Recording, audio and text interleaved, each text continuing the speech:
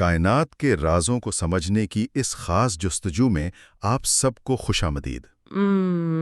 آج ہم ایک ایسے آپ کہہ لیں فکری سفر پر نکل رہے ہیں جو ہمیں قدیم یونان سے لے کر 20ویں صدی تک لے جائے گا۔ جی بالکل۔ اور ہمارے رہنما ہوں گے عظیم ماہر طبیعیات اسٹیفن ہاکنگ، اور ہماری منزل ہے ان کی مشہور زمانہ کتاب دی تھیوری آف ایوری تھنگ، خاص طور پر اس کے پہلے 2 لیکچرز۔ ہاں، تو آج کا ہمارا مشن کیا ہے؟ مشن یہ ہے کہ ہم سمجھیں کہ وقت کے ساتھ کائنات کے بارے میں ہماری سمجھ کیسے بدلی، مطلب ہم زمین کو مرکز ماننے سے لے کر بگ بینگ کے تصور تک کیسے پہنچے۔ اچھا، تو آئیے شروع کرتے ہیں ہاکنگ کے ساتھ، دیکھتے ہیں وہ کائنات کی تاریخ کیسے بیان کرتے ہیں۔ یقیناً ہاکنگ وہیں سے شروع کرتے ہیں جہاں سے آپ کہہ سکتی ہیں انسان نے سنجیدگی سے کائنات کو سمجھنا شروع کیا۔ وہ ہمیں لے جاتے ہیں چوتھی قبل مسیح ارسطو کے پاس۔ اچھا۔ آج تو ہمیں لگتا ہے کہ زمین گول ہے، یہ تو عام سی بات ہے، لیکن ارسطو نے اس وقت بڑے آپ کہیں ٹھوس دلائل دیے تھے۔ کیا دلائل تھے وہ؟ ایک تو یہ کہ چاند گرہن جب ہوتا ہے تو چاند پر زمین کا سایہ وہ ہمیشہ گول ہی ہوتا ہے۔ ہاں، اگر زمین چپٹی ہوتی تو سایہ کبھی لمبا سا یا بیضوی بھی تو ہو سکتا تھا نا؟ ہاں، یہ تو صحیح بات ہے۔ اور دوسرا دلیل بھی بڑا دلچسپ ہے، وہ مسافروں کے مشاہدے پر مبنی تھا۔ اچھا، کہ جیسے جیسے وہ جنوب کی طرف سفر کرتے تھے، قطبی ستارہ آسمان میں نیچے اور نیچے ہوتا جاتا تھا۔ یہ بھی صرف گول زمین پر ہی ممکن ہے۔ تو ارسطو نے اندازہ بھی لگایا تھا اس سے زمین کے سائز کا؟ جی ہاں، انہوں نے مصر اور یونان میں اس فرق کو دیکھ کر زمین کے محیط کا اندازہ لگایا تھا، حالانکہ وہ اندازہ آج کی پیمائش سے کافی زیادہ تھا۔ اچھا، اور ایک تیسرا مشاہدہ بھی تھا، وہ جہاز والا؟ ہاں بالکل، کہ سمندر پر جب کوئی جہاز دور سے آ رہا ہو تو پہلے اس کے صرف بادبان نظر آتے ہیں، پھر آہستہ آہستہ پورا جہاز دکھائی دیتا ہے۔ یہ بھی تو زمین کے گول ہونے کا ثبوت تھا۔ صحیح، تو یہ سب ثبوت تو تھے، لیکن ارسطو کا خیال پھر بھی یہی تھا کہ زمین ساکن ہے، مرکز میں؟ بالکل، ان کا خیال تھا زمین مرکز ہے اور سورج، چاند، سیارے، ستارے سب اس کے گرد بالکل گول دائروں میں گھوم رہے ہیں۔ گول دائروں میں ہی کیوں؟ کیونکہ اس وقت دائرے کو ایک کامل شکل سمجھا جاتا تھا، تو فلسفیانہ طور پر یہ بات زیادہ آپ کہیں پرکشش تھی۔ یعنی مشاہدہ ایک طرف اور فلسفہ دوسری طرف؟ جی، اور اسی بنیاد پر پھر پہلی صدی عیسوی میں بطلمیز یعنی ٹالمی آئے اور انہوں نے ایک بڑا تفصیلی ماڈل بنایا۔ اچھا، وہ کیا تھا؟ زمین مرکز میں اور اس کے گرد 8 شفاف مطلب ٹرانسپیرنٹ کرے یا سفیئرز تھے۔ ان پر چاند، سورج، اس وقت کے جو 5 معلوم سیارے تھے، عطارد، زہرہ، مریخ، مشتری، زحل اور ستارے، وہ سب ٹکے ہوئے تھے۔ لیکن سیاروں کی حرکت تو آسمان پر سیدھی نہیں ہوتی، وہ کبھی آگے پیچھے بھی تو ہوتے ہیں، ریٹروگریڈ موشن جسے کہتے ہیں۔ ہاں بالکل، اسی پیچیدہ حرکت کی وضاحت کے لیے بطلمیس کو ان کروں پر مزید چھوٹے چھوٹے دائرے لگانے پڑے۔ اوہو، یعنی دائرے کے اوپر دائرہ، ایپی سائیکلز۔ جی، ایپی سائیکلز۔ یہ ماڈل کافی پیچیدہ ہو گیا تھا اور اس میں کچھ مسائل بھی تھے۔ جیسے اس ماڈل کے مطابق چاند کا فاصلہ اور سائز بدلنا چاہیے تھا، کبھی کم کبھی زیادہ، جو اصل میں نظر نہیں آتا، مگر یہ ماڈل پھر بھی صدیوں تک مانا جاتا رہا۔ کیوں؟ اس کی کیا وجہ تھی؟ خاص طور پر چرچ نے اسے اپنا لیا تھا۔ وجہ یہ تھی کہ یہ ستاروں والے آخری کرے سے باہر جنت اور دوزخ کے لیے جگہ فراہم کرتا تھا، تو یہ مذہبی عقائد سے بھی ہم آہنگ تھا۔ اچھا، یعنی مشاہدہ اور عقیدہ دونوں کی تسلی ہو رہی تھی، تو اسے چیلنج کرنا واقعی مشکل رہا ہوگا۔ جی ہاں، پھر آئے نکلس کوپرنکس سن 1514 میں پولینڈ سے۔ انہوں نے ایک بالکل مختلف اور بہت ہی سادہ سی تجویز پیش کی۔ کیا تھی وہ تجویز؟ انہوں نے کہا، ذرا سوچیں، اگر ہم یہ مان لیں کہ سورج مرکز میں ہے اور زمین سمیت تمام سیارے اس کے گرد دائروں میں گھوم رہے ہیں، تو سیاروں کی وہ جو پیچیدہ نظر آنے والی حرکت ہے نا، وہ خود بخود واضح ہو جاتی ہے، بہت آسانی سے۔ یہ تو انقلابی بات تھی۔ بہت زیادہ، اتنی انقلابی کہ کوپرنکس نے پہلے اسے گمنامی میں شائع کیا، چرچ کی مخالفت سے ڈرتے ہوئے۔ اچھا، اور تقریباً 1 صدی تک اس پر زیادہ توجہ ہی نہیں دی گئی۔ لیکن پھر دو اور بڑے نام آئے جنہوں نے اس نظریے کو آگے بڑھایا، کیپلر اور گیلیلیو۔ بالکل صحیح۔ گیلیلیو نے 1609 میں دوربین ایجاد ہوئی تو اس کا رخ آسمان کی طرف کر دیا، اور جو انہوں نے دیکھا اس نے تو ارسطو اور بطلیمس کے ماڈل کی بنیادیں ہلا دیں۔ کیا دیکھا انہوں نے؟ سب سے اہم چیز تھی مشتری کے گرد گھومتے ہوئے 4 چاند۔ اوہ! اس سے یہ ثابت ہو گیا کہ ہر چیز زمین کے گرد نہیں گھومتی۔ یہ کوپرنکس کے نظریے کی بہت بڑی حمایت تھی۔ زبردست، یعنی اب براہ راست مشاہدہ پرانے نظریے کو غلط ثابت کر رہا تھا۔ اچھا، اور کیپلر نے کیا کیا؟ کیپلر، جو خود بھی ریاضی دان اور ماہر فلکیات تھے، انہوں نے کوپرنکس کے ماڈل کو مزید بہتر بنانے کی کوشش کی۔ انہوں نے حساب لگا کر دیکھا کہ اگر سیارے سورج کے گرد گول دائروں کی بجائے بیضوی یعنی ایلپٹیکل مداروں میں گھومیں، بیضوی؟ انڈے جیسے؟ ہاں، کچھ ویسے ہی، تو ان کی پوزیشنیں مشاہدات سے بالکل ٹھیک، مطلب پرفیکٹلی میچ کرتی ہیں۔ اچھا۔ دلچسپ بات یہ ہے کہ کیپلر کو خود یہ بیضوی مدار اتنے خوبصورت نہیں لگتے تھے جتنے کامل دائرے۔ لیکن پھر بھی انہوں نے اسے قبول کیا؟ جی، انہوں نے مشاہداتی ثبوت کو اپنی ذاتی پسند پر ترجیح دی، اور یہ سائنسی طریقہ کار کی ایک بہت بڑی فتح تھی۔ یہ واقعی بہت اہم بات ہے کہ سائنس کیسے مشاہدے کو ذاتی پسند ناپسند یا فلسفیانہ خیالات پر فوقیت دیتی ہے۔ اچھا، تو اب ہمارے پاس سورج مرکز والا ماڈل تھا، سیارے بیضوی مداروں میں گھوم رہے تھے، لیکن سوال تو وہی تھا، کیوں؟ ہاں، وہ ایسا کیوں کرتے ہیں؟ اس کا جواب پھر آئزک نیوٹن نے دیا۔ بلا شبہ 1687 میں نیوٹن کی کتاب آئی پرنسپیا میتھمیٹیکا۔ اسے شاید طبعی علوم کی تاریخ کی سب سے زیادہ اثر انگیز کتاب کہا جا سکتا ہے۔ اس میں کیا تھا خاص؟ اس میں نیوٹن نے حرکت کے قوانین دیے، اور سب سے بڑھ کر عالمگیر کشش ثقل یعنی یونیورسل گریویٹیشن کا نظریہ پیش کیا۔ انہوں نے بتایا کہ کائنات میں ہر جسم ہر دوسرا جسم ایک قوت سے کھینچتا ہے۔ کیسی قوت؟ یہ قوت ان کی کمیت یعنی ماس پر منحصر ہوتی ہے، اور ان کے درمیان جو فاصلہ ہے اس پر بھی۔ فاصلہ زیادہ تو قوت کم، کمیت زیادہ تو قوت زیادہ۔ اچھا۔ اور یہی قوت ہے جو سیب کو زمین پر گراتی ہے۔ ہاں، وہ مشہور کہانی۔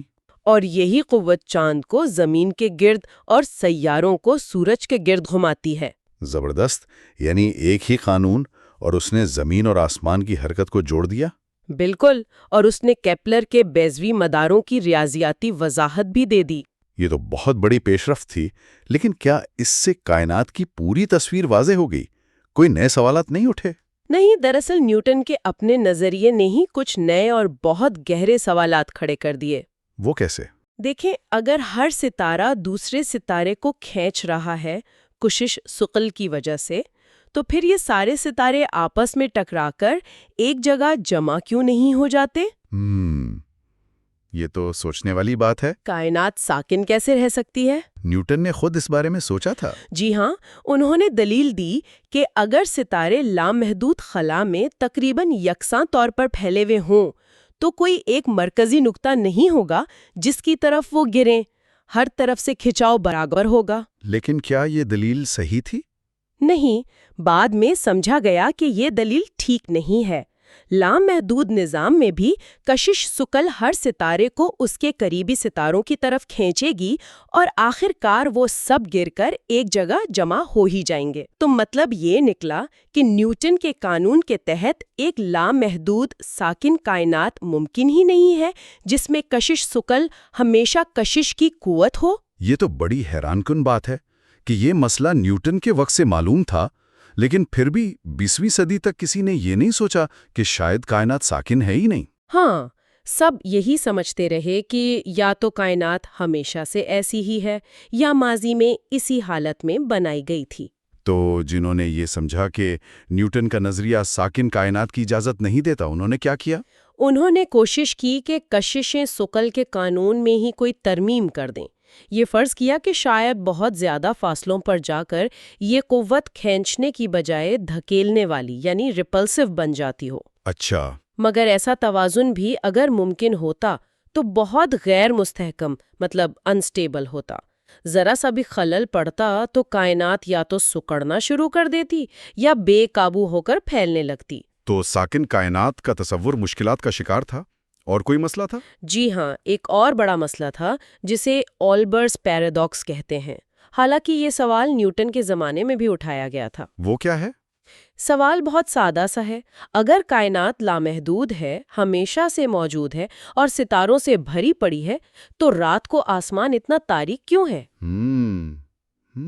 تاریک کیوں ہے؟ دیکھیں، اگر کائنات لامحدود ستاروں سے بھری ہے تو ہم جس سمت میں بھی دیکھیں ہماری نظر کسی نہ کسی ستارے کی سطح پر جا کر ختم ہونی چاہیے۔ ٹھیک۔ تو اس حساب سے تو پورا آسمان رات کو بھی سورج کی طرح روشن ہونا چاہیے۔ ارے ہاں، یہ تو کبھی سوچا ہی نہیں۔ تو اس کا کیا جواب دیا گیا؟ ایک خیال یہ تھا کہ شاید دور کے ستاروں کی روشنی راستے میں موجود گرد و غبار میں جذب ہو جاتی ہے۔ ٹھیک ہے۔ لیکن پھر مسئلہ یہ ہے کہ وہ گرد و غبار خود گرم ہو کر روشنی خارج کرنے لگے گا۔ اوہ، تو پھر؟ اس سے بچنے کا ایک ہی قابل فہم راستہ نظر آتا ہے، وہ یہ کہ ستارے ہمیشہ سے نہیں چمک رہے۔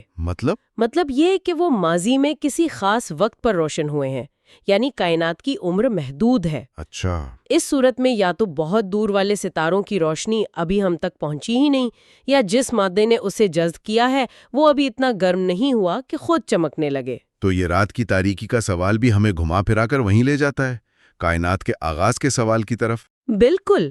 کیا کائنات ہمیشہ سے ہے یا اس کا کوئی نقطۂ آغاز تھا؟ قدیم مذاہب کا کیا خیال تھا اس بارے میں؟ ہاں، جیسے یہودیت، عیسائیت، اسلام، ان میں ایک محدود ماضی اور تخلیق کا تصور ملتا ہے۔ سینٹ آگسٹین نے تو دلیل بھی دی تھی کہ تہذیب ترقی کر رہی ہے، جس کا مطلب ہے یہ بہت پرانی نہیں ہو سکتی۔ انہوں نے تقریباً 5000 قبل مسیح کی تاریخ بھی تجویز کی۔ اور یونانی فلسفہ ارسطو وغیرہ؟ وہ زیادہ تر ابدی کائنات کے قائل تھے۔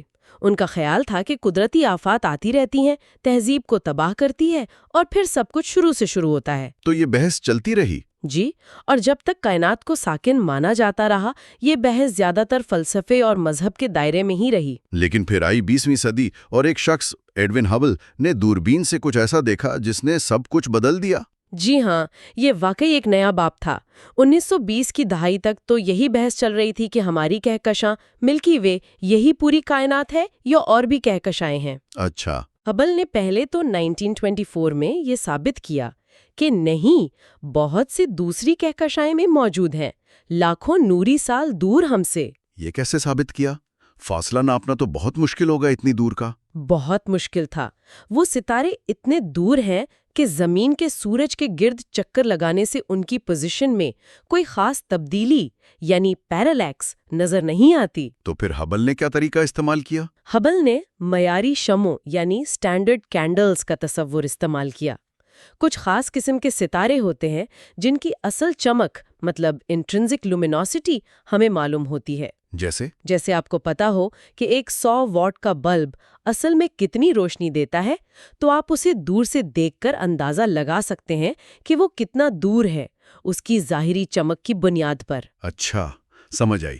ہبل نے ایسی ہی معیاری شمعیں دوسری کہکشاؤں میں ڈھونڈی اور ان کی ظاہری چمک سے ان کے فاصلے کا اندازہ لگایا۔ اس طرح انہوں نے کائنات کے بے پناہ پھیلاؤ کا ایک نقشہ سا بنا دیا۔ اور آج ہم جانتے ہیں کہ خربوں کہکشائیں ہیں، ہر ایک میں خربوں ستارے۔ ہمارا سورج تو بس ایک عام سا ستارہ ہے، ہماری کہکشاں کے کنارے پر۔ جی، یہ سوچنا ہی حیران کن ہے کہ ہم ارسطو کے زمین مرکز کائنات کے تصور سے کہاں آ گئے۔ بالکل، لیکن ہبل کی سب سے بڑی، سب سے انقلابی دریافت تو ابھی باقی تھی۔ جی ہاں، جب ماہرین فلکیات نے ان دور دراز کہکشاؤں سے آتی ہوئی روشنی کا تجزیہ کیا، یعنی اس کا طیف، اسپیکٹرم دیکھا۔ بالکل، روشنی کو اس کے رنگوں میں توڑ کر دیکھا تو انہیں ایک بہت عجیب بات نظر آئی۔ کیا؟ ستاروں کی روشنی میں جو مختلف کیمیائی عناصر کی شناختی لکیریں ہوتی ہیں نا، ایبزارپشن لائنز، ہاں، وہ سب کی سب طیف کے سرخ سرے کی طرف کھسکی ہوئی تھیں، ریڈ شفٹڈ تھیں۔ سرخ منتقلی، ریڈ شفٹ، اس کا کیا مطلب ہوا؟ اس کی سب سے اچھی وضاحت ڈاپلر اثر یعنی ڈاپلر ایفیکٹ سے ہوتی ہے۔ وہ کیا ہوتا ہے؟ جیسے آپ کی طرف آتی ہوئی ایمبولینس کا سائرن اونچا سنائی دیتا ہے اور جیسے ہی وہ آپ سے گزر کر دور جانے لگتی ہے، اس کی آواز نیچی ہو جاتی ہے۔ ہاں، ہوتا ہے۔ اسی طرح روشنی کے ساتھ ہوتا ہے. اگر کوئی چیز ہم سے دور جا رہی ہو تو اس سے آنے والی روشنی کی لہریں کھنچ جاتی ہیں، ان کی فریکوینسی کم ہو جاتی ہے اور وہ طیف میں سرخ رنگ کی طرف یعنی لمبی ویو لینتھ کی طرف منتقل ہو جاتی ہیں. تو ریڈ شفٹ کا مطلب ہوا کہ وہ تمام کہکشائیں ہم سے دور بھاگ رہی ہیں؟ بالکل، تمام کہکشائیں. تمام؟ جی ہاں. اور پھر 1929 میں ہبل نے وہ دریافت شائع کی جس نے کونیات یعنی کوزمولوجی کا رخ ہی موڑ دیا. وہ کیا تھی؟ انہوں نے بتایا کہ کہکشاں کا ریڈ شفٹ یعنی اس کے ہم سے دور جانے کی رفتار اس کے فاصلے کے براہ راست متناسب ہے. مطلب یہ کہ جو کہکشاں ہم سے جتنی زیادہ دور ہے وہ اتنی ہی زیادہ تیزی سے ہم سے دور جا رہی ہے. اس کا صرف ایک ہی مطلب ہو سکتا تھا، کائنات ساکن نہیں ہے، یہ پھیل رہی ہے. یہ تو واقعی 20ویں صدی کے عظیم ترین فکری انقلابات میں سے ایک تھا. یقیناً. پیچھے مڑ کر دیکھیں تو یہ بات تو نیوٹن کے نظریے سے بھی نکل سکتی تھی. اگر کشش ثقل ہے تو کائنات ساکن نہیں رہ سکتی. ہاں، لیکن کسی نے اس طرف دھیان نہیں دیا. اچھا، تو اب اگر کائنات پھیل رہی ہے تو سوال یہ ہے کہ کیا یہ ہمیشہ پھیلتی رہے گی یا کشش ثقل اسے واپس کھینچ لے گی؟ بالکل، یہ کائنات کی قسمت کا سوال ہے.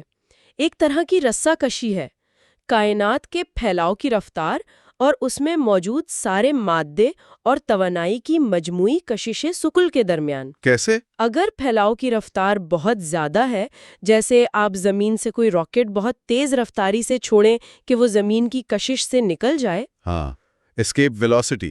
جی، تو پھر کشش ثقل اسے کبھی نہیں روک پائے گی اور کائنات ہمیشہ پھیلتی رہے گی. لیکن اگر رفتار کم ہے تو کشش ثقل آخرکار جیت جائے گی، پھیلاؤ رکے گا اور کائنات واپس سکڑنا شروع کر دے گی، جسے بگ کرنچ کہتے ہیں. اور یہ بات بھی حیران کن ہے کہ آئنسٹائن جیسا ذہین انسان بھی جب انہوں نے 1915 میں اپنا عمومی اضافیت کا نظریہ جنرل ریلیٹیوٹی پیش کیا جی تو وہ بھی ایک ساکن کائنات کے خیال سے اتنے جڑے ہوئے تھے کہ انہوں نے اپنی مساواتوں میں ایک اضافی چیز ڈال دی، وہ کائناتی مستقل کاسمولوجیکل کانسٹنٹ. ہاں، تاکہ پھیلاؤ یا سکڑاؤ نہ ہو. بعد میں آئنسٹائن نے خود اسے اپنی زندگی کی سب سے بڑی غلطی کہا تھا. لیکن ایک روسی ماہر طبیعیات تھے الیگزینڈر فریڈمین. جی ہاں، فریڈمین نے 1922 میں آئنسٹائن کی مساوات کو ان کے اصل روپ میں لیا اور دو بنیادی مفروضے یعنی ازمپشنز قائم کیے. کیا مفروضے تھے وہ؟ پہلا یہ کہ کائنات ہر سمت میں ایک جیسی نظر آتی ہے، یعنی آئسوٹروپک ہے، اور دوسرا یہ کہ کائنات کسی بھی جگہ سے دیکھی جائے ایک جیسی ہی نظر آئے گی، یعنی ہوموجینیس ہے. اچھا. ان دو مفروضوں کی بنیاد پر فریڈمین نے عمومی اضافیت سے یہ نتیجہ نکالا کہ کائنات کو لازماً پھیلنا یا سکڑنا چاہیے، وہ ساکن رہ ہی نہیں سکتی. یہ تو ہبل کی دریافت سے 7 سال پہلے کی بات ہے. جی ہاں، یہ واقعی کمال کی بات تھی. کیا ان مفروضوں کا کوئی ثبوت بھی تھا کہ کائنات ہر سمت میں اور ہر جگہ سے ایک جیسی ہے؟ پہلا مفروضہ آئسوٹروپی یعنی ہر سمت میں یکسانیت، یہ تو بڑی حد تک درست لگتا ہے. ہم جس طرف بھی دیکھیں دور کی کہکشائیں تقریباً برابر تعداد میں ہی نظر آتی ہیں. ٹھیک ہے. لیکن اس کا سب سے زبردست ثبوت ملا 1965 میں، وہ بھی بالکل اتفاق سے. کیسے؟ امریکہ میں بیل لیبز کے دو سائنسدان تھے، آرنو پینزیاز اور رابرٹ ولسن. وہ مائکرو ویو کمیونیکیشن پر کچھ کام کر رہے تھے. انہیں اپنے اینٹینا میں ہر طرف سے ایک ہلکا سا مستقل شور سنائی دے رہا تھا، فینٹ بیک گراؤنڈ نوائز. انہوں نے سوچا ہوگا کوئی خرابی ہے مشین میں؟ بالکل، یا شاید کبوتروں نے اینٹینا پر گند مچایا ہوا ہے. انہوں نے سب کچھ چیک کیا، اینٹینا صاف کیا، کبوتروں کی بیٹ تک صاف کی. لیکن وہ شور وہیں رہا؟ جی ہاں، وہ پرسرار شور وہیں رہا. دن ہو یا رات، سال کا کوئی بھی وقت ہو، آسمان کے جس حصے کی طرف بھی اینٹینا کریں وہ شور بالکل ویسا ہی ایک جیسا آ رہا تھا. اس کا کیا مطلب ہوا؟ اس کا مطلب تھا کہ اس شور کا ماخذ زمین پر یا نظام شمسی میں یا ہماری کہکشاں میں بھی نہیں ہو سکتا. یہ کہیں بہت دور سے کائنات کے ہر کونے سے آ رہا تھا. یہ کیا چیز تھی؟ یہ تھی کائناتی مائکرو ویو پس منظر کی تابکاری، cosmic microwave background radiation یا CMB. اوہ، CMB. اور اس کا ہر سمت سے تقریباً مکمل طور پر پرفیکٹلی یکساں ہونا، مطلب 1,00,000 میں ایک حصے سے بھی کم فرق تھا.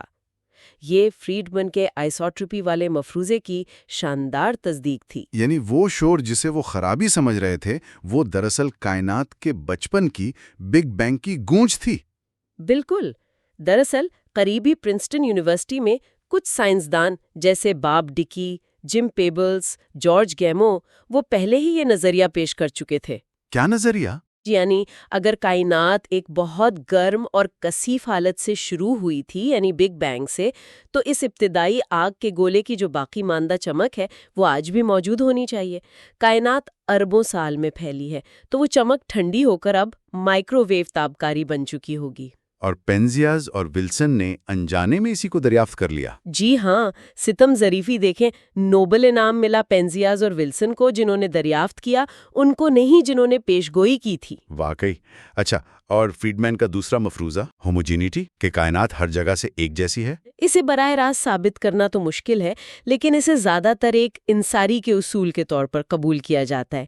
یعنی یہ ماننا کہ ہم کائنات میں کسی خاص یا مرکزی یا منفرد جگہ پر رہتے ہیں، یہ کچھ ٹھیک نہیں لگتا۔ اس کی کوئی مثال؟ ہاں، اس کی اچھی مثال ایک غبارے کی ہے جو پھول رہا ہو۔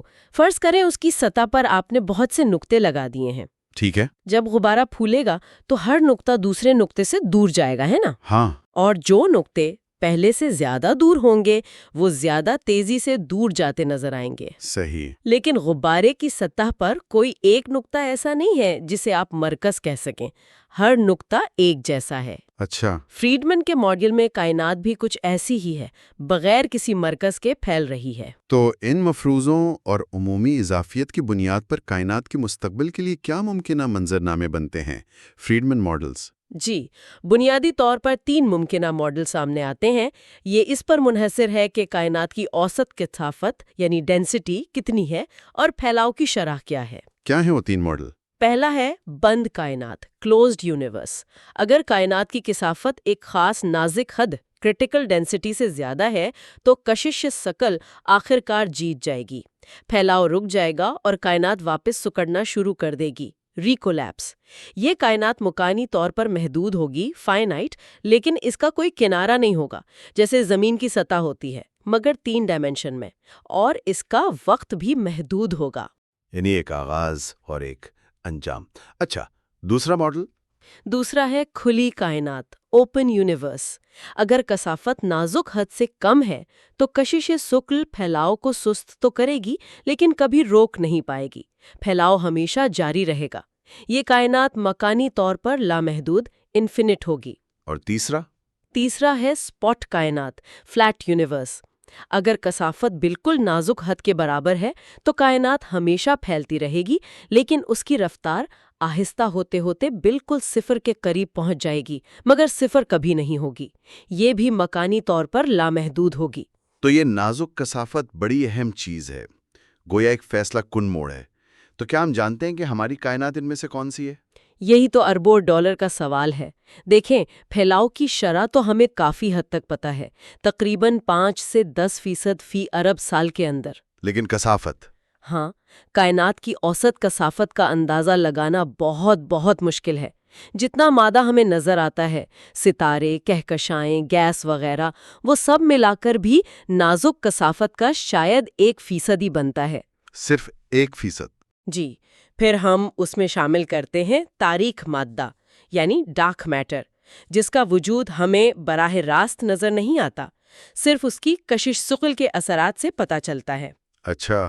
اسے ملا کر بھی ہم شاید نازک کثافت کے 10% یا کچھ اندازوں کے مطابق 30% تک ہی پہنچ پاتے ہیں۔ تو اس کا مطلب ہے کہ شاید کثافت نازک حد سے کم ہے اور کائنات ہمیشہ پھیلتی رہے گی۔ موجودہ شواہد زیادہ تر اسی طرف اشارہ کرتے ہیں۔ خاص طور پر کچھ حالیہ دریافتیں ہوئی ہیں کہ کائنات کا پھیلاؤ سست نہیں ہو رہا بلکہ تیز ہو رہا ہے۔ تیز ہو رہا ہے؟ جی ہاں، جسے تاریک توانائی یا ڈارک انرجی سے جوڑا جاتا ہے، مگر وہ ایک بالکل الگ اور بہت پراسرار موضوع ہے۔ تو خلاصہ یہ کہ ابھی یقین سے کچھ کہنا مشکل ہے، لیکن زیادہ امکان یہی لگتا ہے کہ کائنات ہمیشہ پھیلتی رہے گی۔ اور اگر واپس سکڑنا بھی ہوا تو بھی ایک بات تو طے ہے کہ ایسا کم سے کم اگلے کئی ارب سال تک نہیں ہونے والا، تو فکر کی بات نہیں ہے۔ چلیں، یہ تو تسلی ہوئی۔ اچھا، ان تمام فریڈمن ماڈلز میں ایک چیز تو مشترک ہے جی کہ اگر ہم وقت میں پیچھے جائیں جی تو کائنات چھوٹی اور کثیف ہوتی جاتی ہے، یہاں تک کہ تقریباً 13.8 ارب سال پہلے جی ایک ایسا لمحہ آتا ہے جب سارا مادہ اور توانائی ایک لامحدود کثافت والے نقطے میں سمٹ جاتا ہے۔ ہاں، big bang singularity, the big bang singularity. اس عقائیت کا کیا مطلب ہے؟ اس کا مطلب بہت گہرا ہے۔ دیکھیں، عمومی اضافیت جس پر یہ سارے ماڈل بنے ہیں، وہ خود یہ پیشگوئی کرتی ہے کہ ماضی میں ایک ایسا نقطہ تھا، ایک ایسی سنگولیرٹی تھی جہاں کائنات کی کثافت اور خلا وقت کا خم، curvature آف اسپیس ٹائم، لامحدود تھے۔ انفینٹ؟ جی، اور اس عقائیت پر فزکس کے وہ تمام قوانین جو ہم جانتے ہیں وہ کام کرنا چھوڑ دیتے ہیں، وہ وہاں لاگو ہی نہیں ہوتے۔ یعنی یہ صرف کائنات کا آغاز نہیں بلکہ ایک طرح سے ہمارے جاننے کی حد کا بھی آغاز ہے۔ کم از کم عمومی اضافیت کے مطابق تو یہی لگتا ہے۔ بالکل، کیونکہ اگر ہمیں یہی نہیں معلوم کہ عقائد پر کیا قوانین لاگو ہوتے ہیں تو ہم یہ پیشگوئی کیسے کر سکتے ہیں کہ اس عقائد سے کیا نکلا؟ اس لیے سائنسی نقطہ نظر سے ہم یہ کہہ سکتے ہیں کہ وقت کا آغاز بگ بینگ سے ہوا ہے۔ اس سے پہلے کیا تھا، یہ سوال سائنس کے دائرے سے باہر چلا جاتا ہے، کم از کم اس تھیوری کے تحت۔ یہ تو بہت بڑا خیال ہے اور شاید کچھ لوگوں کے لیے پریشان کن بھی۔ کیا اس عقائد سے بچنے کی کوششیں نہیں ہوئیں؟ ضرور ہوئیں، بہت ہوئیں۔ ایک مشہور کوشش تھی steady state theory. Steady state theory وہ کیا تھی؟ یہ 1948 میں بانڈی، گولڈ اور وہیل نے پیش کی۔ ان کا کہنا تھا کہ ہاں، کائنات پھیل تو رہی ہے، لیکن جیسے جیسے کہکشائیں ایک دوسرے سے دور جاتی ہیں، ان کے درمیان جو خالی جگہ بنتی ہے، وہاں نیا مادہ خود بخود پیدا ہوتا رہتا ہے۔ نیا مادہ خود بخود؟ جی، اور اس نئے مادے سے نئی کہکشائیں بنتی رہتی ہیں۔ اس طرح کائنات مجموعی طور پر بڑے پیمانے پر ہمیشہ ایک جیسی رہتی ہے، نہ کوئی آغاز نہ کوئی انجام، ہمیشہ سے ہے، ہمیشہ رہے گی۔ یہ تو بگ بینگ کا ایک بہت دلچسپ متبادل لگتا ہے۔ اس کا کیا بنا پھر؟ یہ تھیوری قابل آزمائش تھی اور مشاہدات نے اسے غلط ثابت کر دیا۔ کیسے؟ مثلاً اگر کائنات ہمیشہ ایک جیسی رہتی ہے تو ماضی میں بھی اتنی ہی کہکشائیں ہونی چاہیے۔ ٹھیک۔ لیکن جب ریڈیو دوربینوں سے بہت دور دیکھا گیا، یعنی ماضی میں جھانکا گیا، تو پتہ چلا کہ وہاں ریڈیو کہکشاؤں کی تعداد آج کے مقابلے میں زیادہ تھی۔ اور پھر جب CMB دریافت ہوئی، جو کہ ابتدائی گرم کائنات کا ٹھوس ثبوت ہے، تو اس نے اسٹیڈی اسٹیٹ تھیوری کو تقریباً ختم ہی کر دیا۔ تو یہ کوشش ناکام رہی۔ کوئی اور کوشش ہوئی عقائد سے بچنے کی؟ ہاں، روس میں لیفشٹس اور خلاتنیکوف نے 1960 کی دہائی میں یہ دلیل دینے کی کوشش کی کہ عقائد تو صرف فریڈمن کے بہت سادہ آئیڈیلائزڈ ماڈلز کا نتیجہ ہے۔ ان کا خیال تھا کہ حقیقی کائنات جو زیادہ پیچیدہ ہے، وہ شاید جب سکڑے گی تو عقائد سے ٹکرائے بغیر اس کے قریب سے گزر کر دوبارہ پھیلنا شروع کر دے گی۔ اچھا۔ لیکن بعد میں 1970 میں انہوں نے خود ہی اپنا یہ دعویٰ واپس لے لیا اور تسلیم کیا کہ نہیں، عمومی اضافیت میں عقائدیں غالباً ناگزیر ہیں، ان سے بچنا ممکن نہیں۔ تو کیا کوئی حتمی ثبوت تھا کہ عقائد سے بچا نہیں جا سکتا، کم از کم عمومی اضافیت کے تحت؟ اس کا جواب ایک بالکل مختلف سمت سے آیا۔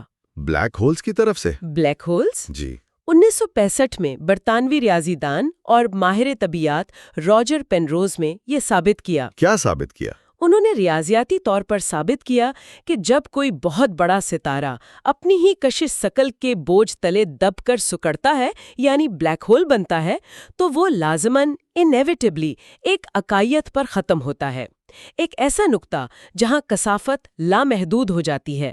یہ تب ہوگا اگر عمومی اضافیت درست ہے۔ یہ تو ستارے کے انجام کی بات ہوئی، اس کا کائنات کے آغاز سے کیا تعلق؟ یہیں پر اسٹیفن ہاکنگ کا کردار سامنے آتا ہے۔ اچھا۔ ہاکنگ اس وقت کیمبرج میں اپنی PhD کر رہے تھے۔ انہیں یہ خیال آیا کہ اگر پینروز نے جو عمل بیان کیا ہے، ستارے کا سکڑ کر عقائد بننا، اگر ہم اسے وقت میں الٹا چلائیں۔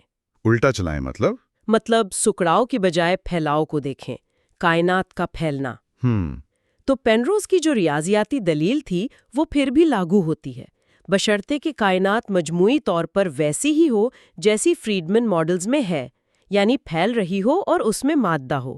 تو ہاکنگ نے کیا نتیجہ نکالا؟ پینروز نے دکھایا تھا کہ ہر سکڑتا ہوا ستارہ جو کافی بڑا ہو، عقائد پر ختم ہوتا ہے۔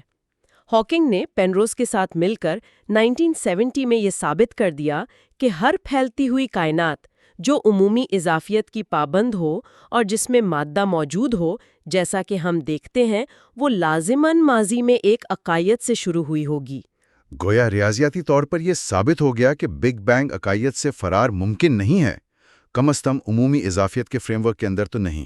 بالکل درست۔ شروع میں اس پر تھوڑی بحث ہوئی، ظاہر ہے، لیکن تھیورم تو تھیورم ہے۔ اب یہ بات وسیع پیمانے پر قبول کر لی گئی ہے کہ ہمارے کائناتی ماڈل کے مطابق کائنات کا ایک آغاز تھا، بگ بینگ۔ تو اس سارے سفر کا خلاصہ کیا ہے؟ ہم نے کہاں سے شروع کیا تھا اور کہاں پہنچے؟ ہم نے شروع کیا تھا ارسطو کے زمین مرکز والے ماڈل سے، جس میں آسمانی کرے تھے۔ ہاں، پھر کوپرنیکس، کیپلر، گیلیلیو آئے، جنہوں نے سورج کو مرکز مانا اور بیضوی مداروں کا بتایا۔ جی، پھر نیوٹن آئے، جنہوں نے عالمگیر کشش ثقل کا قانون دیا، جس نے آسمانی میکینکس کی بنیاد رکھی، لیکن ساتھ ہی ساکن کائنات کا مسئلہ بھی کھڑا کر دیا۔ اور پھر 20ویں صدی میں ہبل نے دریافت کیا کہ کائنات تو پھیل رہی ہے۔ بالکل، اور پھر آخر میں پینروز اور ہاکنگ کے کام نے یہ دکھایا کہ اس پھیلاؤ کا منطقی آغاز عمومی اضافیت کے تحت ایک بگ بینگ عقائد میں ہے، جو شاید وقت کا ہی آغاز تھا۔ واہ، کیا زبردست سفر ہے یہ انسانی سمجھ کا۔ جی ہاں، اور اس میں سب سے اہم بات یہ ہے کہ کیسے مشاہدہ جیسے ریڈ شفٹ اور CMB اور نظریہ جیسے عمومی اضافیت، یہ دونوں مل کر آگے بڑھے۔ ایک دوسرے کو تقویت دیتے ہوئے انہوں نے کائنات کی ایک ایسی تصویر بنائی جو پہلے کے تمام تصورات سے بالکل مختلف ہے، ایک متحرک کائنات، ایک ڈائنامک یونیورس جس کا ایک آغاز ہے۔ اور اس نے کائنات میں ہمارے مقام کے بارے میں ہماری سوچ کو بالکل بدل کر رکھ دیا ہے۔ یہ سوچ کر واقعی ذہن چکرا جاتا ہے کہ صرف چند صدیوں میں ہماری سمجھ کہاں سے کہاں پہنچ گئی۔ اس سے یہ سوال بھی ذہن میں آتا ہے کہ مستقبل میں اور کون کون سی دریافتیں ہمارے انتظار کر رہی ہیں۔ ہاں، کیا یہ جو تاریک مادے اور تاریک توانائی کے اسرار ہیں جن کا ذکر ہاکنگ کی کتاب میں آگے آئے گا، کیا وہ ہماری موجودہ تصویر کو ایک بار پھر بدل دیں گے؟ کون جانتا ہے، شاید کونیات میں اگلا بڑا انقلاب انہی اسرار سے جڑا ہو۔ یہ واقعی غور طلب سوالات ہیں، اور یہی چیز تو سائنس کو اتنا دلچسپ بناتی ہے نا؟ بالکل، ہمیشہ نئے سوالات، نئی کھوج۔ اگلی نشست میں ہم اسٹیفن ہاکنگ کی اسی کتاب کے اگلے حصوں کا جائزہ لیں گے اور بات کریں گے بلیک ہول جیسی مزید پراسرار اور دلچسپ چیزوں پر۔ تو ہمارے ساتھ رہیے گا۔ تو پچھلی بار ہم نے بات کی تھی پھیلتی ہوئی کائنات کی، عمومی اضافیت اور فریڈمن کے ماڈلز کے حوالے سے۔ جی ہاں، اور ہم اس نتیجے پر پہنچے تھے کہ اگر ہم وقت میں پیچھے جائیں تو ایک لمحہ ایسا ضرور تھا جب کائنات کی کثافت لامحدود تھی، یعنی بگ بینگ سنگولیرٹی۔ بالکل۔ لیکن یہ جو سنگولیرٹی کا تصور ہے نا، جہاں فزکس کے قوانین ہی کام کرنا چھوڑ دیں، جی، یہ ایک بہت بڑا مسئلہ ہے، ایک چیلنج ہے سائنسدانوں کے لیے۔ صحیح۔ اور دلچسپ بات یہ ہے کہ یہ صرف کائنات کی شروعات کا ہی مسئلہ نہیں ہے۔ عمومی اضافیت وہ ہمیں یہ بھی بتاتی ہے کہ جب بہت بہت بڑے ستارے اپنے ہی بوجھ تلے دب کر ختم ہوتے ہیں نا، اچھا، تو وہ بھی ایسی ہی ایک سنگولیرٹی بنا سکتے ہیں، یعنی لامحدود کثافت کا ایک نقطہ۔ اور یہی چیز ہمیں آج کی گفتگو کے مرکز یعنی بلیک ہولز تک لاتی ہے۔ آج کی ہماری یہ جو گہری کھوج ہے، یہ بھی انہی بنیادی اصولوں پر مبنی ہوگی، کشش ثقل اور اضافیت، جن پر ہم پہلے بات کر چکے ہیں۔ تو آج ہم جن ذرائع کو دیکھ رہے ہیں، ان میں black holes, birth, life and radiation اور دی تھیوری آف ایوری تھنگ کے کچھ حصے شامل ہیں، خاص طور پر ان کے تیسرے اور چوتھے لیکچر کے شروع کے حصے۔ جی، آج ہمارا مقصد یہ ہے کہ بلیک ہولز کے اس حیرت انگیز بلکہ پراسرار تصور کی تہہ تک پہنچیں۔ ان کی تاریخ کیا ہے، یہ بنتے کیسے ہیں، ان کی وہ عجیب و غریب خصوصیات کیا ہیں، اور وہ ابتدائی اشارے کہ شاید یہ مکمل طور پر سیاہ بھی نہ ہوں۔ بالکل۔ تو آئیے اس کائناتی بھید کی کھوج شروع کرتے ہیں۔ سب سے پہلے تو یہ نام بلیک ہول، یہ تو نسبتاً نیا لگتا ہے نا؟ امریکی سائنسدان جان ویلر نے غالباً 1969 میں اسے مشہور کیا۔ جی، نام تو نیا ہے لیکن خیال کافی پرانا ہے۔ اچھا، کتنا پرانا؟ حیرت انگیز طور پر 1783 میں یعنی آئنسٹائن سے بہت پہلے ایک برطانوی ماہر فلکیات تھے، جان مچل۔ 1783 میں؟ جی ہاں۔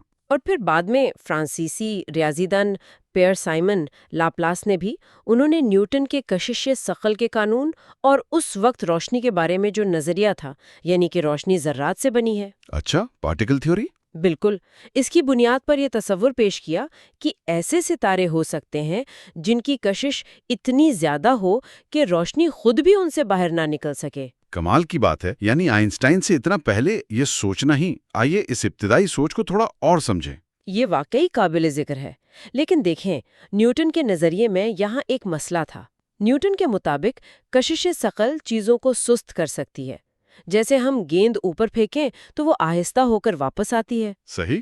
لیکن ہم آج جانتے ہیں کہ روشنی کی رفتار ہمیشہ ایک جیسی رہتی ہے، مستقل۔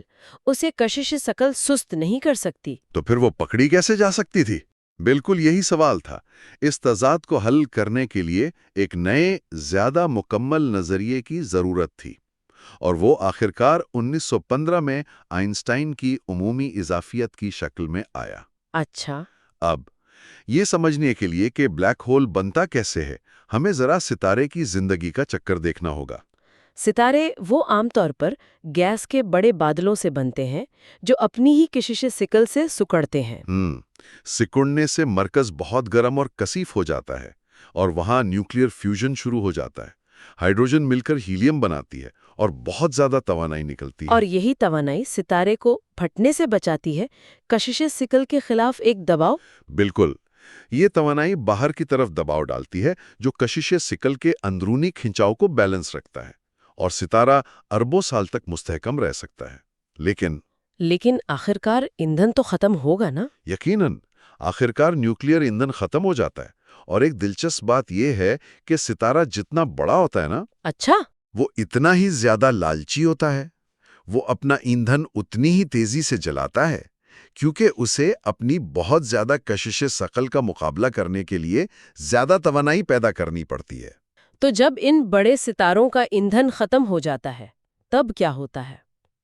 یہ وہ سوال تھا جس نے 1928 میں ایک نوجوان ہندوستانی طالب علم سبرامینین چندر شیکھر کو سوچنے پر مجبور کیا۔ وہ بحری جہاز پر ہندوستان سے انگلینڈ جا رہے تھے، کیمبرج۔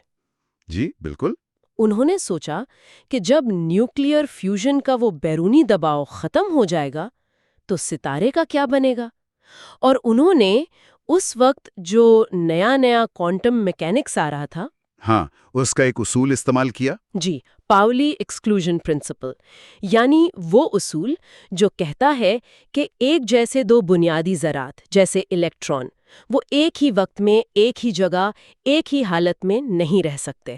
بالکل، جب کشش ثقل ان ذرات کو ایک دوسرے میں دبانے کی کوشش کرتی ہے تو یہ اصول ایک قسم کی مزاحمت پیدا کرتا ہے، جیسے ہر ذرہ اپنی جگہ بچا رہا ہو۔ یہ ایک طرح کا کوانٹم دباؤ ہے۔ اور یہاں سے کہانی واقعی دلچسپ ہو جاتی ہے۔ چندر شیکھر نے اندازہ لگایا کہ اس کوانٹم دباؤ کی بھی ایک حد ہے۔ جی ہاں، اور یہ ایک انقلابی دریافت تھی۔ چندر شیکھر نے حساب لگایا کہ اگر ایندھن جلا چکے ستارے کی کمیت یعنی وزن ہمارے سورج سے تقریباً 1.5 گنا یعنی 1.5 گنا زیادہ ہو۔ صرف 1.5 گنا؟ جی، تقریباً 1.5 گنا۔ اگر اس سے زیادہ ہو تو الیکٹرانوں کا یہ ایکسکلوژن دباؤ بھی ستارے کی اپنی کشش ثقل کو روکنے کے لیے کافی نہیں ہوگا۔ اور اسی کو آج چندر شیکھر لمٹ کہتے ہیں۔ بالکل، اس حد سے کم کمیت والے ستارے، وہ وائٹ ڈوارف یعنی سفید بونے ستارے بن سکتے ہیں۔ یہ زمین کے سائز کے لیکن بہت کثیر ستارے ہوتے ہیں، جنہیں الیکٹرانوں کا یہی ایکسکلوژن دباؤ سہارا دیتا ہے۔ اچھا۔ ایک اور امکان نیوٹران ستارہ ہے۔ یہ تب بنتا ہے جب ستارہ اور زیادہ سکڑتا ہے اور الیکٹران پروٹونوں میں مل کر نیوٹران بنا دیتے ہیں۔ یہ تو ناقابل یقین حد تک کثیف ہوتے ہیں، ایک چمچ بھر مادہ اربوں ٹن وزنی۔ اللہ اکبر۔ اور انہیں نیوٹرانوں اور پروٹونوں کا ایکسکلوژن دباؤ سہارا دیتا ہے۔ یہ تقریباً 1 سے 2 سورج جتنی کمیت کے ہو سکتے ہیں۔ لیکن چندر شیکھر کی دریافت کا اصل وہ چونکا دینے والا نقطہ یہ تھا کہ ان ستاروں کا کیا ہوگا جن کی کمیت اس حد سے زیادہ ہو۔ بالکل، ان کے لیے کوئی معلوم قوت کشش ثقل کے اس بے لگام سکڑاؤ کو نہیں روک سکتی تھی۔ یہ نتیجہ اتنا عجیب تھا کہ اس وقت کے بڑے بڑے سائنسدان جیسے سر آرتھر ایڈنگٹن نے نہیں مانا تھا۔ وہ اسے ماننے کو تیار نہیں تھے۔ ان کے لیے یہ یقین کرنا مشکل تھا کہ قدرت ایسی عجیب چیز یعنی بلیک ہول بننے دے گی۔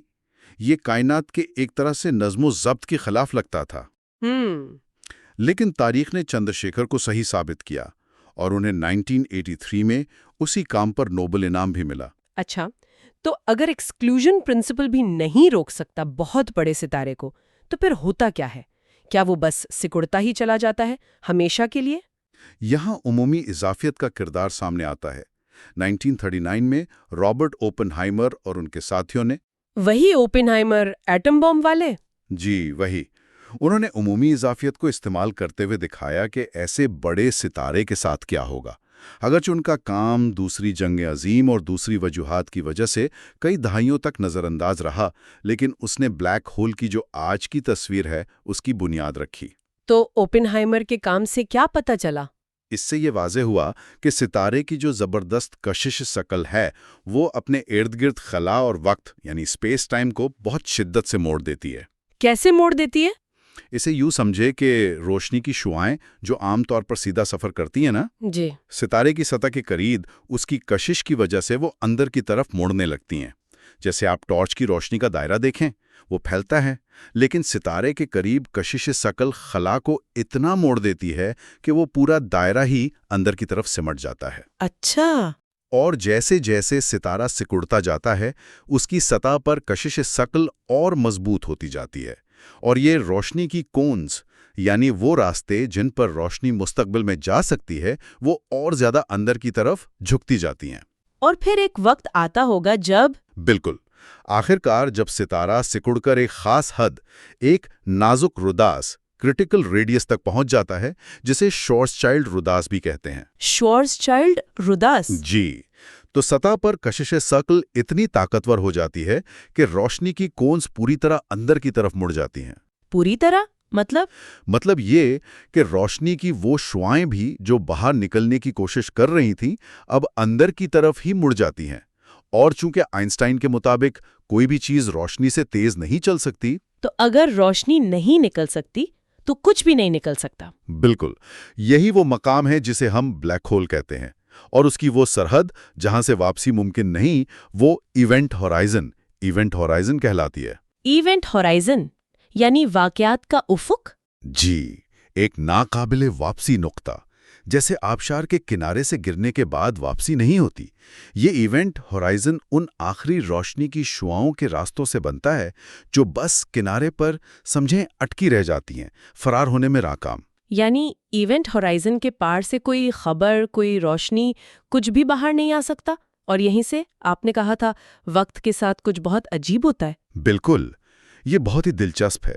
عمومی اضافیت کہتی ہے کہ شدید کشش ثقل وقت کو سست کر دیتی ہے۔ اسے کہتے ہیں گریویٹیشنل ٹائم ڈائلیشن۔ وقت کا سست ہونا؟ جی، فرض کریں ایک بہادر خلاباز ہے، وہ اس ستارے کی طرف گر رہا ہے جو بلیک ہول بننے والا ہے، اور وہ ہر سیکنڈ اپنے وقت کے مطابق ایک سگنل واپس ہمیں بھیج رہا ہے۔ اچھا، تو ہم جو دور بیٹھے ہیں زمین پر، ہم کیا دیکھیں گے؟ جیسے جیسے وہ خلاباز ایونٹ ہورائزن کے قریب پہنچے گا، اس کے سگنلز کے درمیان وقفہ بڑھتا جائے گا۔ 1 سیکنڈ، پھر 2 سیکنڈ، پھر 10، پھر 1000۔ لامحدود؟ بالکل۔ آخری سگنل جو اس نے ایونٹ ہورائزن کو پار کرنے سے بس ایک لمحہ پہلے بھیجا ہوگا، وہ ہم تک پہنچنے میں لامحدود وقت لے گا۔ اور وہ خلاباز خود؟ اس کے ساتھ ساتھ سگنل کی روشنی کشش ثقل کی وجہ سے توانائی کھوئے گی، اس کی ویو لینتھ لمبی ہوتی جائے گی، یعنی وہ سرخ ہوتی جائے گی، ریڈ شفٹڈ، اور مدھم، یہاں تک کہ وہ خلاباز ہماری نظروں سے اوجھل ہو جائے گا، ہمیشہ کے لیے ایونٹ ہورائزن پر جمع ہوا نظر آئے گا۔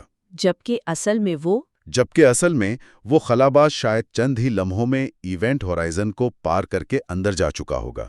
وقت کا یہ فرق، یہی تو اضافیت کا کمال ہے۔ اور ستارہ خود تو ختم ہو گیا، ستارہ تو ختم ہو گیا، ایک بلیک ہول میں بدل گیا، لیکن اس کی کشش ثقل کا اثر باقی ہے۔ اور بلیک ہول کے اندر کیا ہے؟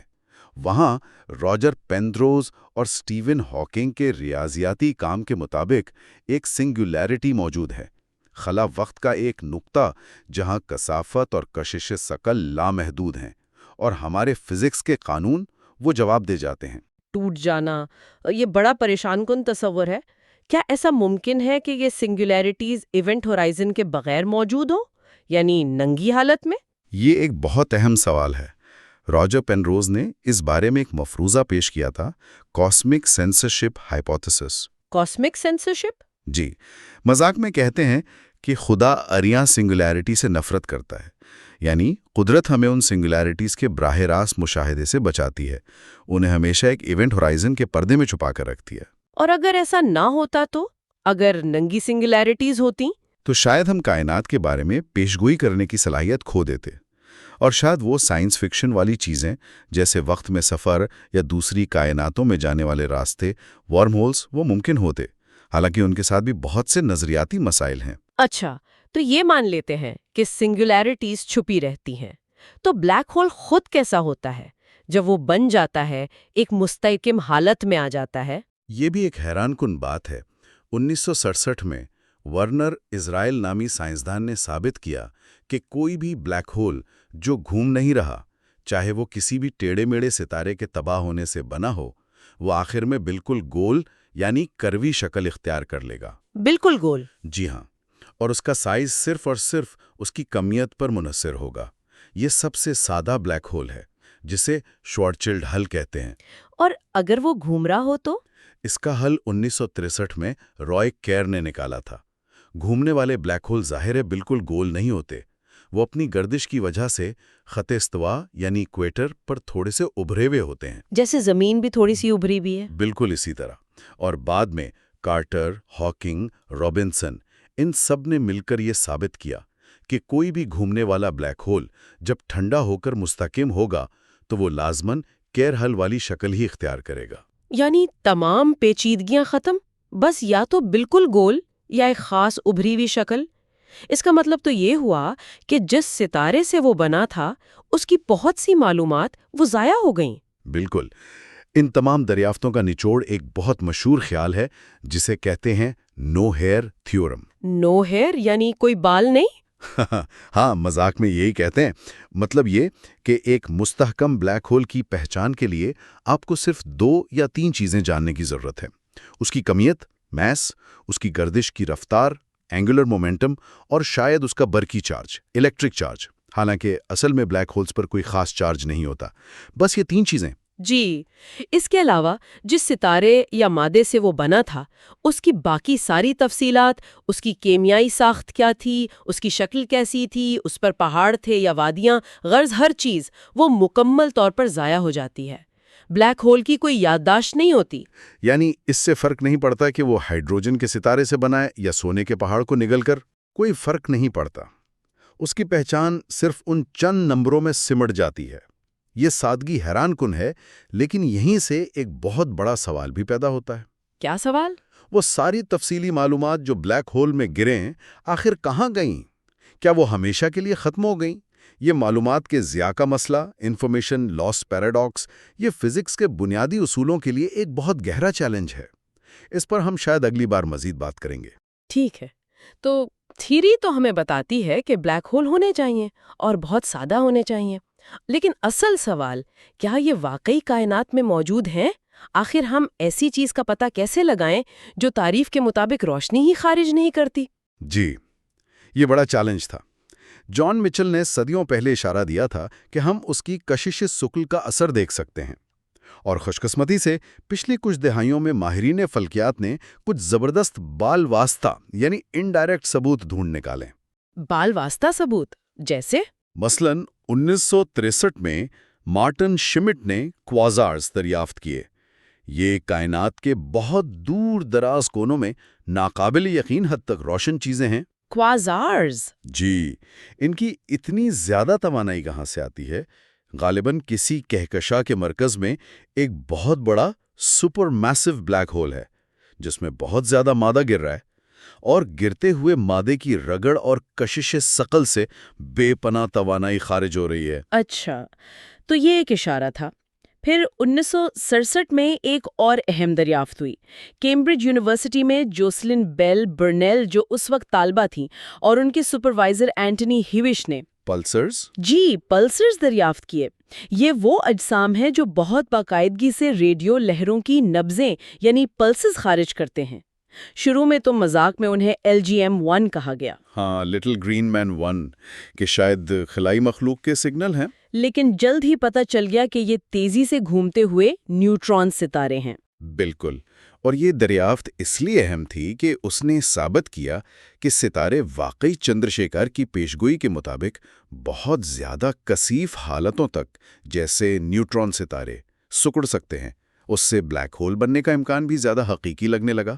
اور پھر شاید سب سے مشہور مثال وہ سگنس X1 والی ہے۔ جی ہاں، سگنس X1 یہ ہماری اپنی گیلیکسی میں ایک بائنری سسٹم ہے، یعنی 2 ستاروں کا نظام۔ اچھا، 2 ستارے؟ جی، اس میں ایک بڑا نیلا ستارہ نظر آتا ہے، اور وہ کسی نادیدہ نظر نہ آنے والے ساتھی کے گرد تیزی سے چکر لگا رہا ہے۔ نادیدہ ساتھی؟ جی، اور اس سسٹم سے بہت تیز ایکس رے شعاعیں بھی نکلتی ہیں۔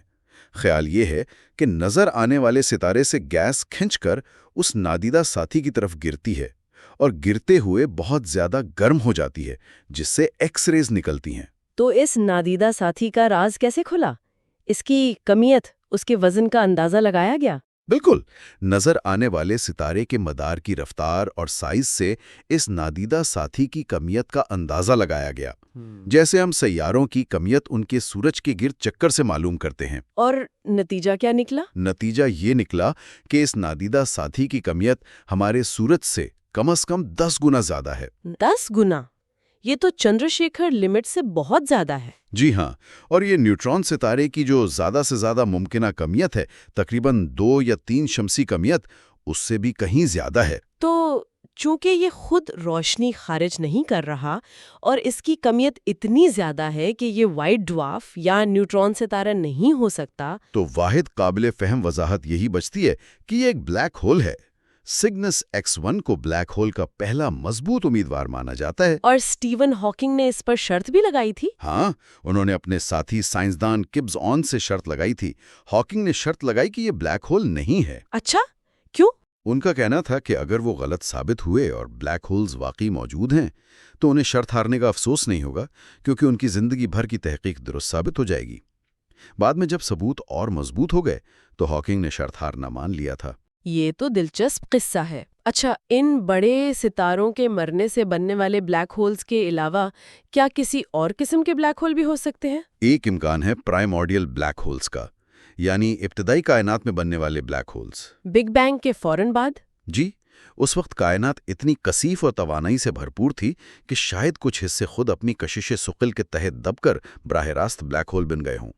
تو ان کی کمیت کم بھی ہو سکتی ہے؟ ہاں، ان کی کمیت بہت مختلف ہو سکتی ہے، چندر شیکھر حد سے بہت کم بھی، کیونکہ یہ ستاروں کے ٹوٹنے سے نہیں بنے۔ ان کا سراغ لگانا بہت مشکل ہے، کیونکہ چھوٹے بلیک ہولز کا کشش ثقل کا اثر بہت کم ہوتا ہے۔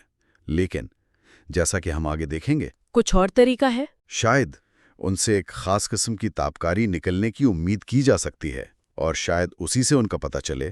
یہ ایک طرح سے ہمارے اگلے موضوع کی طرف اشارہ ہے۔ اچھا، تو اب تک کی جو تصویر بنی ہے، بلیک ہولز عمومی اضافیت کی پیشگوئی ہیں، بڑے ستاروں کے مرنے سے بنتے ہیں، ان کی سرحد ایونٹ ہورائزن ہر چیز کو قید کر لیتی ہے، روشنی کو بھی، اور نوویر تھیورم کہتا ہے کہ باہر سے دیکھنے پر ان کی پہچان صرف ان کی کمیت اور گردش سے ہوتی ہے۔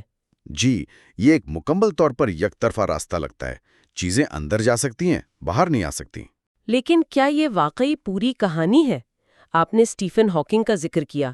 1970 کے آس پاس انہوں نے اپنی توجہ بگ بینگ سنگولیرٹی سے ہٹا کر بلیک ہولز پر مرکوز کی۔ جی ہاں، اور انہوں نے عمومی اضافیت کے اصولوں کو استعمال کرتے ہوئے ایک بہت حیران کن نتیجہ نکالا۔ کیا نتیجہ؟ انہوں نے ثابت کیا کہ بلیک ہول کے ایونٹ ہورائزن کا جو کل رقبہ ہے، ایریا، وہ وقت کے ساتھ کبھی کم نہیں ہو سکتا۔ کبھی کم نہیں ہو سکتا؟ جی، یہ صرف بڑھ سکتا ہے یا زیادہ سے زیادہ ویسا ہی رہ سکتا ہے۔ مثال کے طور پر، جب 2 بلیک ہول مل کر ایک بڑا بلیک ہول بناتے ہیں تو نئے بلیک ہول کا رقبہ پرانے دونوں کے مجموعے سے زیادہ ہوتا ہے۔ یہ تو عجیب بات ہے۔ اس کا کیا مطلب ہوا؟ یہ دریافت خود تو بہت دلچسپ تھی، لیکن اس کی اصل اہمیت تب سامنے آئی جب اس کا موازنہ فزکس کے ایک اور بنیادی قانون سے کیا گیا۔ کون سا قانون؟ تھرمو ڈائنامکس کا دوسرا قانون، second law of thermo dynamics. اچھا، انٹروپی والا قانون؟ بالکل، وہ قانون جو کہتا ہے کہ کسی بھی بند نظام میں انٹروپی یعنی بے ترتیبی یا انتشار کی مقدار وقت کے ساتھ ہمیشہ بڑھتی ہے یا ویسی ہی رہتی ہے، کبھی کم نہیں ہوتی۔ کائنات میں بے ترتیبی ہمیشہ بڑھتی ہے۔ تو ہاکنگ کی دریافت کہ ایونٹ ہورائزن کا رقبہ کم نہیں ہوتا، اور یہ دوسرا قانون کہ انٹروپی کم نہیں ہوتی، ان میں کوئی تعلق ہے؟ یہ مشابہت اتنی گہری تھی کہ پرنسٹن یونیورسٹی کے ایک طالب علم تھے، جیکب بیکنسٹائن۔ بیکنسٹائن؟ جی، انہوں نے یہ جرات مندانہ خیال پیش کیا کہ ایونٹ ہورائزن کا رقبہ دراصل بلیک ہول کی انٹروپی کا ہی پیمانہ ہے۔ کیا مطلب؟ یعنی جتنا بڑا ہورائزن اتنی زیادہ انٹروپی؟ بالکل، یہ خیال ایک مسئلے کا حل بھی دیتا تھا۔ دیکھیں، جب کوئی چیز جس کی اپنی انٹروپی ہوتی ہے بلیک ہول میں گرتی ہے تو اس کی انٹروپی بظاہر غائب ہو جاتی ہے۔ یہ دوسرے قانون کے خلاف ورزی لگتی نہیں ہے؟ ہاں، انٹروپی کم ہو گئی۔ لیکن بیکنسٹائن نے کہا کہ نہیں، ایسا نہیں ہے، کیونکہ جب مادہ گرتا ہے تو بلیک ہول کا رقبہ یعنی اس کی انٹروپی بڑھ جاتی ہے، تو کل انٹروپی کم نہیں ہوتی۔ واہ، یہ تو بہت زبردست خیال ہے۔ اس سے تو دوسرا قانون بچ گیا، لیکن کیا اس میں کوئی مسئلہ نہیں تھا؟ ہاں، ایک بہت بڑا مسئلہ تھا جس کی نشاندہی خود ہاکنگ اور دوسروں نے کی۔ کیا مسئلہ؟ دیکھیں، تھرمو ڈائنامکس میں اگر کسی چیز کی انٹروپی ہوتی ہے تو اس کا لازماً ایک درجہ حرارت یعنی ٹیمپریچر بھی ہوتا ہے۔ اچھا۔ اور کوئی بھی چیز جس کا درجہ حرارت مطلق صفر سے زیادہ ہو وہ لازماً تابکاری خارج کرتی ہے، تھرمل ریڈیشن۔ تو اگر بلیک ہول کی انٹروپی ہے تو اس کا ٹیمپریچر بھی ہوگا اور اسے تابکاری بھی خارج کرنی چاہیے؟ بالکل، یہی نتیجہ نکلتا تھا۔ لیکن یہ تو بلیک ہول کی بنیادی تعریف کے ہی خلاف تھا۔ بلیک ہول تو وہ چیز ہے جس سے کچھ بھی نہیں نکل سکتا، روشنی بھی نہیں، تو وہ تابکاری کیسے خارج کر سکتا ہے؟ یہ تو واقعی ایک بڑا تضاد ہے۔ جی، تو کیا بیکنسٹائن کا انٹروپی والا خیال غلط تھا؟ کیا تھرمو ڈائنامکس کا دوسرا قانون بلیک ہولز پر لاگو نہیں ہوتا؟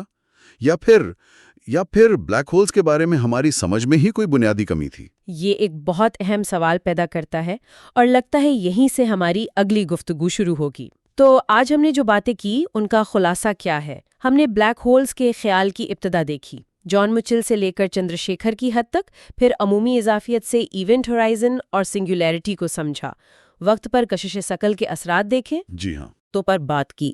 بالکل، کلیدی نقطہ یہ ہے کہ کلاسیکی نظریے کے مطابق بلیک ہولز کائنات کے حتمی قید خانے ہیں۔ ان کی پہچان ان کے ایونٹ ہورائزن سے ہے۔ وہ صرف کمیت اور گردش کی معلومات رکھتے ہیں، باقی سب کچھ نگل لیتے ہیں۔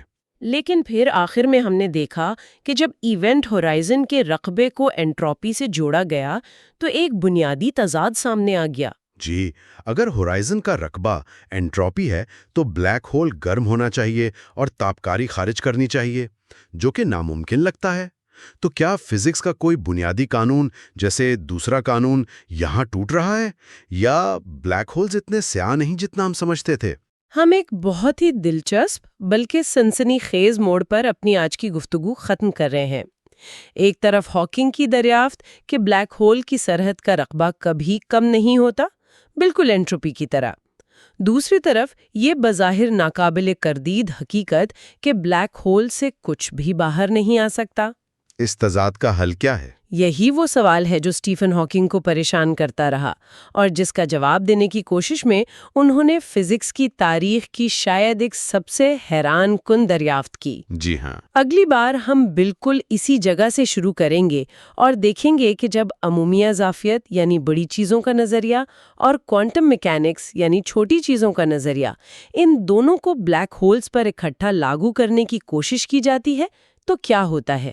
ایک انقلابی تصور۔ بالکل، ہم اس تصور کی گہرائی میں جائیں گے کہ شاید بلیک ہولز واقعی مکمل طور پر سیاہ نہیں ہیں، بلکہ وہ آہستہ آہستہ بھاپ بن کر اڑ سکتے ہیں، اور یہیں سے ہم کائنات کی بالکل شروعاتی لمحات کو سمجھنے کے لیے کوانٹم میکینکس کے کردار کی طرف بھی بڑھیں گے۔ پچھلی بار ہم نے بلیک ہولز کی پراسرار دنیا کو سمجھنے کی کوشش کی تھی کہ وہ کیسے بنتے ہیں اور ان کی کشش سے کچھ فرار نہیں ہو سکتا۔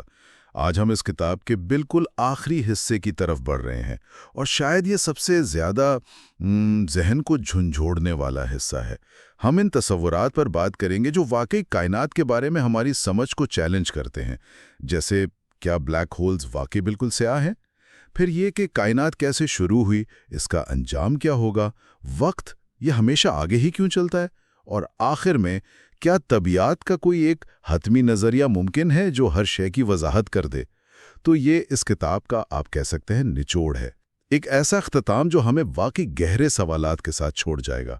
چلیں شروع کرتے ہیں۔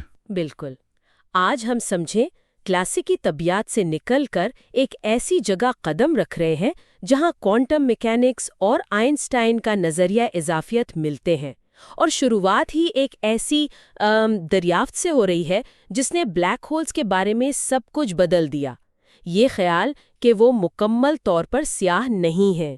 یہ بات ہی کچھ عجیب لگتی ہے، بلیک ہول مطلب جس کی تعریف یہ ہے کہ روشنی بھی نہیں نکل سکتی، وہ سیاہ نہیں ہے۔ آپ نے 1970 میں یہ بتایا تھا کہ بلیک ہول کا ایونٹ ہورائزن یعنی اس کی باؤنڈری کا ایریا کبھی کم نہیں ہو سکتا۔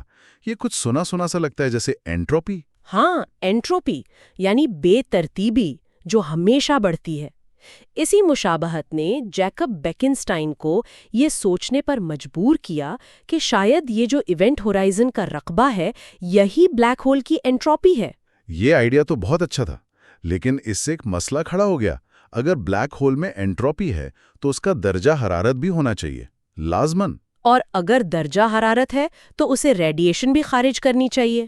بالکل، اور یہ تو بلیک ہول کی بنیادی تعریف کے ہی خلاف تھا۔ سچ کہوں تو میں خود بھی شروع میں بیکنسٹائن کے اس خیال سے متفق نہیں تھی۔ اچھا، لیکن پھر 1973 میں آپ نے حساب لگا کر بتایا کہ بلیک ہولز واقعی ذرات خارج کرتے ہیں۔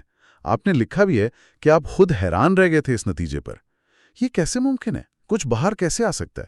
یہیں پر کوانٹم میکینکس آتی ہے۔ دیکھیں، جسے ہم خالی خلا سمجھتے ہیں نا، وہ کوانٹم لیول پر بالکل خالی نہیں ہوتا۔ وہاں ہر وقت یوں سمجھیں مجازی ذرات کے جوڑے بنتے اور فوراً فنا ہوتے رہتے ہیں، ایک ذرہ ایک اس کا اینٹی پارٹیکل۔ اچھا، ورچوئل پارٹیکلز۔ ہاں، عام حالات میں تو ان کا کوئی خاص اثر نہیں ہوتا، لیکن بلیک ہول کے ایونٹ ہورائزن کے بالکل قریب معاملہ بدل جاتا ہے۔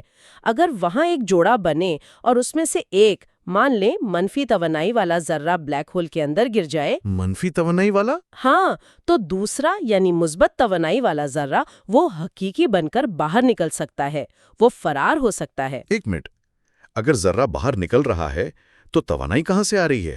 کیا بلیک ہول خود چھوٹا ہو رہا ہے؟ یہ تو کمال ہے کہ کوانٹم اثرات اتنی بڑی چیز کو یوں متاثر کر سکتے ہیں۔ بالکل یہی ہوتا ہے۔ آئنسٹائن کی وہ مشہور مساوات ہے نا، E=mc²۔ توانائی اور کمیت ایک ہی چیز ہے۔ جب منفی توانائی کا ذرہ اندر گرتا ہے تو وہ بلیک ہول کی کمیت کو کم کر دیتا ہے، اور باہر نکلنے والا ذرہ مثبت توانائی لے کر جاتا ہے۔ یہی ہمیں بلیک ہول سے آتی ہوئی تابداری یعنی ہاکنگ ریڈیشن کے طور پر نظر آتی ہے۔ واہ، تو بلیک ہول آہستہ آہستہ اپنی کمیت کھو دیتا ہے، اور وہ انٹروپی والا مسئلہ بھی حل ہو گیا۔ ہاں، وہ بھی۔ بلیک ہول کی انٹروپی یعنی رقبہ کم ہوتی ہے، لیکن جو ریڈیشن باہر نکل رہی ہے اس کی انٹروپی اس سے زیادہ ہوتی ہے۔ تو کائنات کی کل انٹروپی، کل بے ترتیبی پھر بھی بڑھتی ہے، دوسرا قانون محفوظ رہتا ہے۔ تو اس کا مطلب بلیک ہولز ہمیشہ نہیں رہتے، وہ آہستہ آہستہ بخارات بن کر اڑ جاتے ہیں، ایواپوریٹ۔ ہاں، لیکن اس میں بہت ہی زیادہ وقت لگتا ہے۔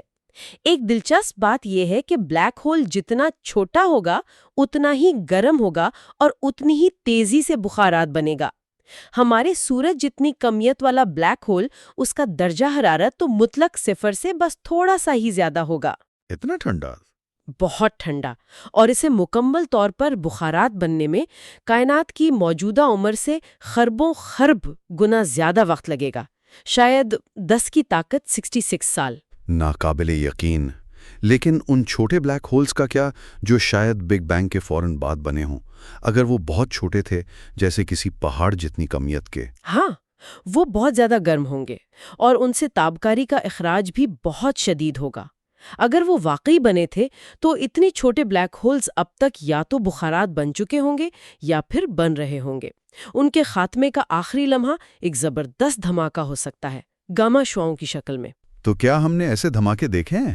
سائنسدانوں نے بہت کوشش کی ہے ان دھماکوں کو یا ان سے آنے والی گاما شعاؤں کو تلاش کرنے کی۔ زمین کی فضا کو بھی ایک ڈیٹیکٹر کی طرح استعمال کیا ہے، لیکن اب تک کوئی پکا ثبوت نہیں ملا۔ تو ان کا نہ ملنا بھی ہمیں کچھ بتاتا ہے؟ بالکل، یہ اشارہ کرتا ہے کہ ابتدائی کائنات غالباً بہت ہموار تھی۔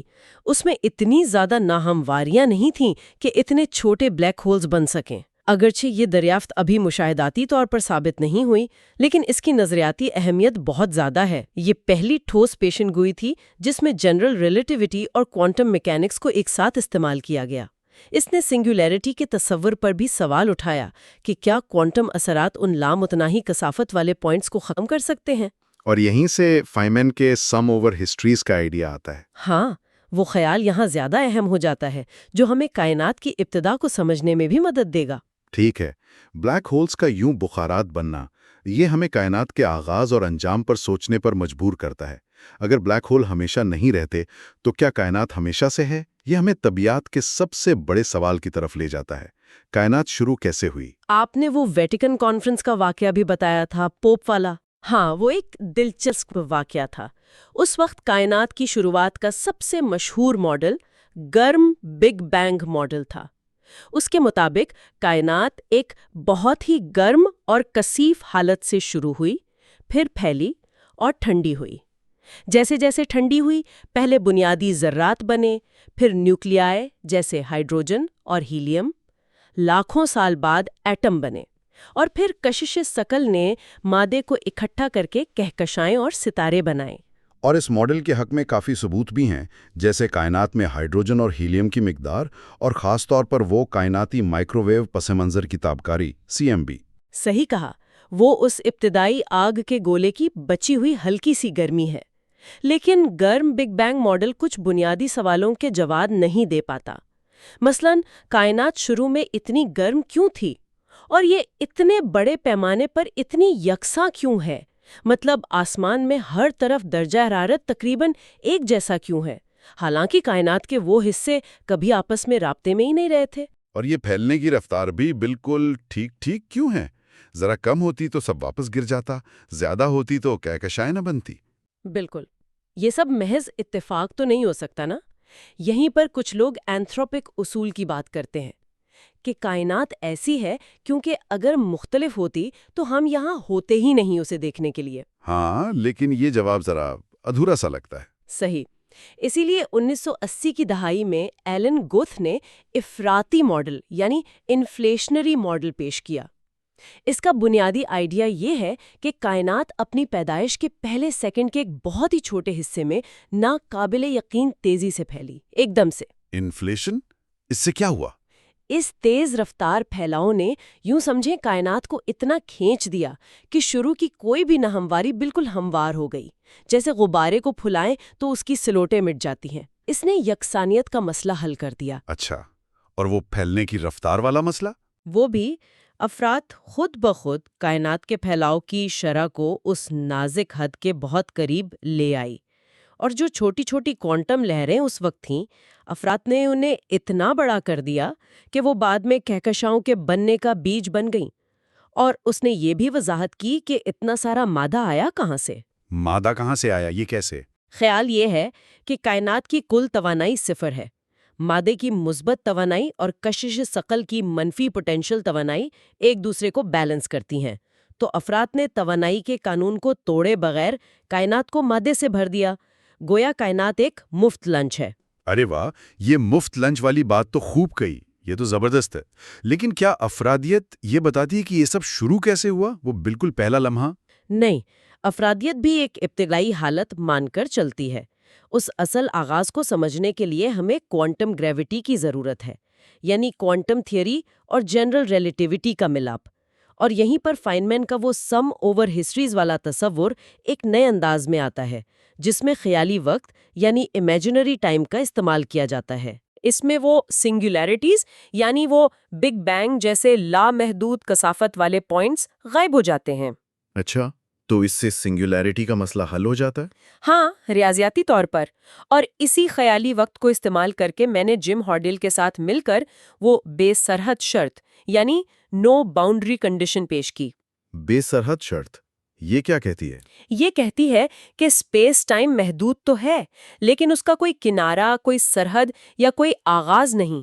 جیسے زمین کی سطح، وہ محدود ہے، آپ اس کا چکر لگا سکتے ہیں، لیکن اس کا کوئی کنارہ نہیں ہے۔ یعنی کائنات بس ہے، نہ اسے کسی نے بنایا، نہ یہ کبھی ختم ہوگی خیالی وقت میں؟ بالکل۔